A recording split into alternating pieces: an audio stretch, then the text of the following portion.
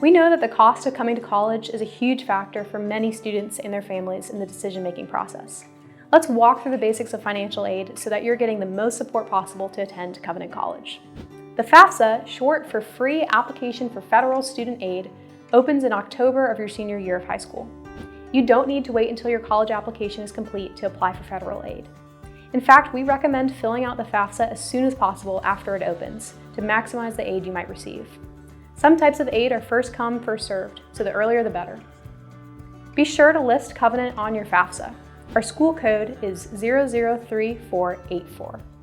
Once we receive your FAFSA, you'll automatically be considered for Covenant need-based aid, state or federal grants, and federal loans. We'll use that information along with your academic profile to build your financial aid offer just for you.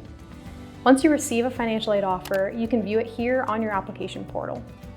Plus, our financial aid team can walk through additional options like outside scholarships, payment plans, student employment opportunities, or even loan guidance if you need it.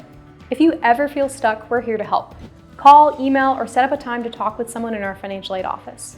We want to make Covenant as affordable as possible, and we'll work with you every step of the way.